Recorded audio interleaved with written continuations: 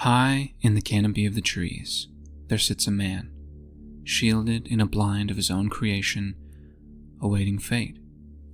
He isn't young, but his self-discipline has kept his body spry and his mind sharp. He lives, by his own admission, alone, off of the land, away from the world, taking from it only what he needs and returning to it as much as he can. He has waited in this spot for several days, kept alive by its emergency rations and collected rainwater. A lifetime in the woods, far from prying eyes and menial obligation, forces a will to survive out of whomever should find themselves in such a position, and there is no greater teacher of survival than being hunted.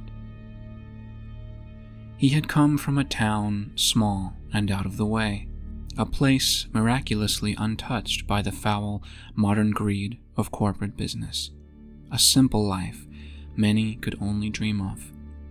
And yet he had yearned his entire simple life, with ambitious dreams of the success he was sure to achieve, to escape the peace and quiet he found to be his prison.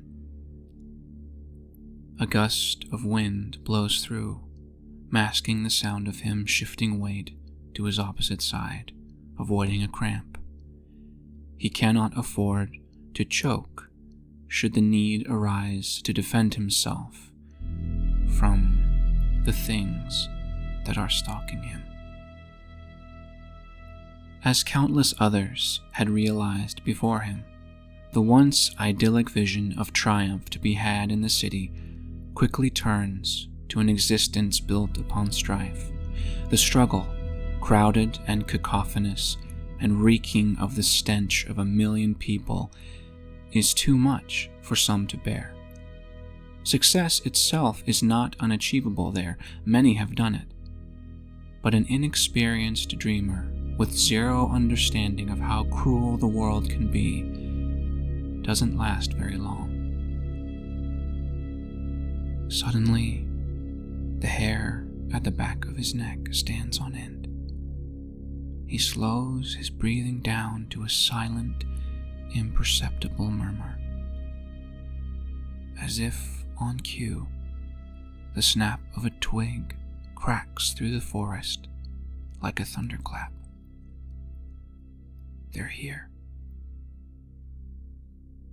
Lurking predators can sniff out an idealist from quite a distance, and the man who possessed the personability and accepting nature of someone raised to help others no matter the circumstance had been waylaid several times by cons and pickpockets and armed assailants, often receiving abrasions and other such injuries for his troubles, sometimes to the point of waking up in the hospital.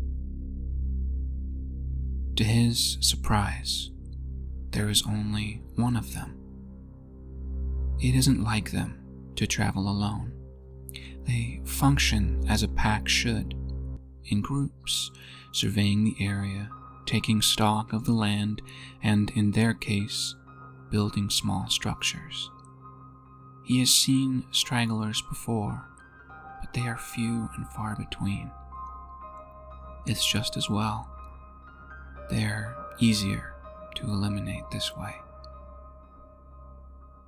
After months of killing himself for 12 or more hours each day at a job that didn't even cover his expenses, only to lie awake each night bathed in the constant neon glow of the sleepless streets that thrummed a never-ending staccato of commercialism and traffic and the cutting edge, had all but driven his mind to insanity. Its sleek vermilion coat is prickled and bunched around its head, its limbs taut, its movements cautious, listening, sniffing him out. It knows it's being watched. This place had been his escape. To save himself the shame of returning to the town he'd verbosely forsaken, he turned tail in the opposite direction fleeing to the forested hills at the base of the mountains. By the time he arrived, nearly all of his money was gone, but he had managed to procure most of the tools necessary for harsh wilderness living along the way. And he knew how to survive there. Growing up in a small town has its perks. Each one of them is different. Some are tall, lanky, fast. Others are squat and slow. Not one shares the exact same pattern in color or in movement. In time, every predator learns from its pack's missteps, and every pack has its weak links. The forest, although more familiar and accepting of the man than the city had ever been, had imparted to him its own form of cruelty. The summers were scorching and humid, the winters harsh and unforgiving. But as the years went by, with the fresh air to clear his mind and the isolation to force him into action, he had melded into the ecosystem, gradually becoming indistinguishable from any other living thing around him, except for them. He had managed to evade detection for quite some time. However varied they were in appearance, they all seemed to have a common goal, and it wasn't him. Not at first. Even if they took up residence in a hollow or clearing, it was always temporary. They all moved in the same direction, further into the woods, as if compelled by an otherworldly force. It wasn't until a group of them happened to stumble upon the man's main dwelling that their motives changed. It's less than 20 yards from the man, scouring the overgrowth, extending its feelers to brush the ferns, stooping low in search of a scent, looking around suddenly, hoping to catch him in the open. They can communicate with each other quite well. They all seem to operate on the same wavelength, returning to his corner of the forest. They want him now, but for what the man cannot bear thinking of. After they had ransacked the cave of his they'd found, the man had returned to it. His pelts were ruined, stored food strewn around, important tools taken.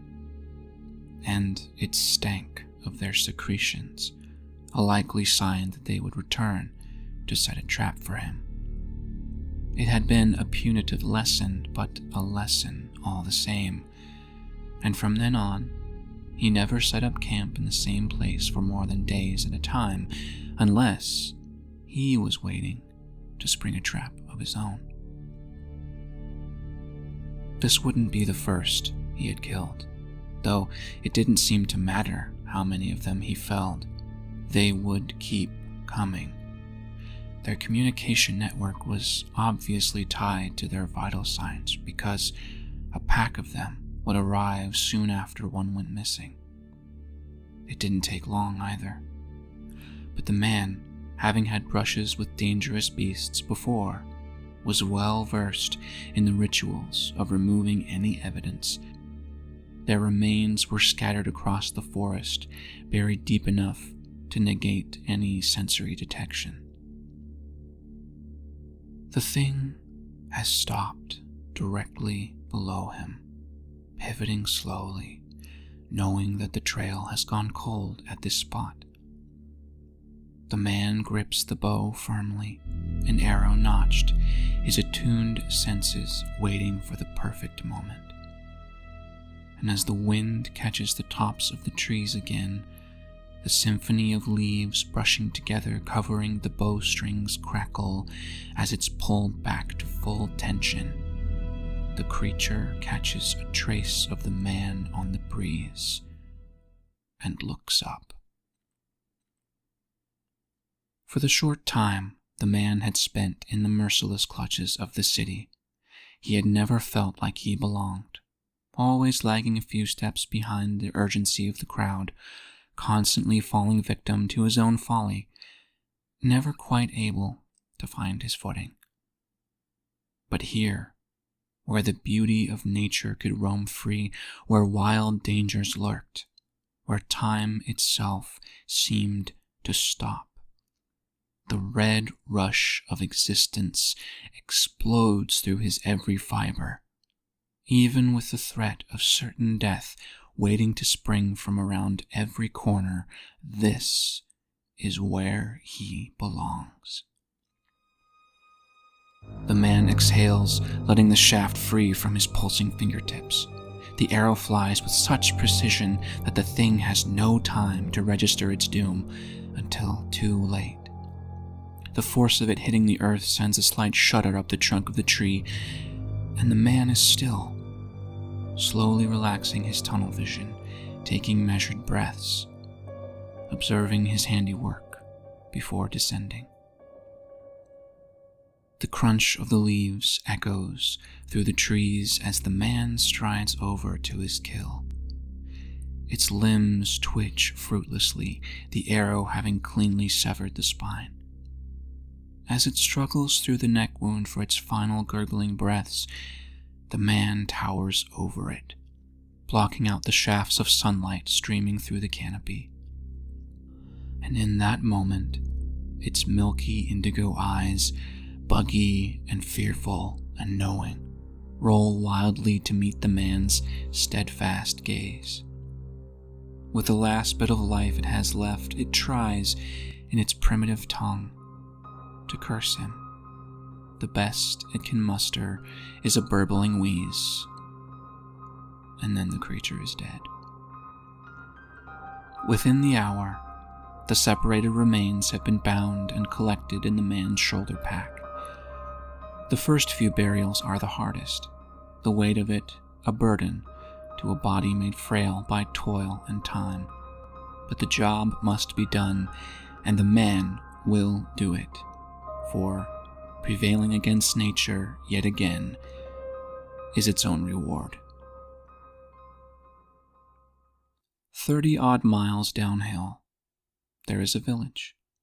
Its population is small, its people ordinary. It is well known by those who seek it, for it acts as a gateway to a series of beautiful and perilous trails through the hills. Many visit throughout the year, on holiday to explore the charm of the quaint town or to brave the elements in the mountains. There is a lull at this point in the year, when the frosts begin to coat the land in earnest, and only the most experienced of explorers dare take on such a treacherous journey. Despite the tales of voyagers lost in their personal quests for self-fulfillment, the strong press on, fueled by the exhilaration to conquer. At the head of the trails, there is a bulletin board where people are encouraged to post flyers about wilderness safety, invites to join hiking expeditions, and notices of which trails to avoid due to maintenance. But slowly, over the past decades, the board has been taken over by an entirely different sort of communique. The most recent of these has been hanging for about a week, as no one has been able to come forward with any information. It reads as follows. Missing. Dominic Norris, age 27, often goes by Dom. Sandy hair, bright blue eyes, medium build. Experienced, well-trained mountain climber. Set out on his own to meet up with a troop that had gone on ahead. Never rendezvoused with said troop. As of the posting of this notice, 2 search parties have gone out. His gear is bright red-orange, as he is known to take long hikes alone. If you have seen him or have any information, please immediately notify the trail service.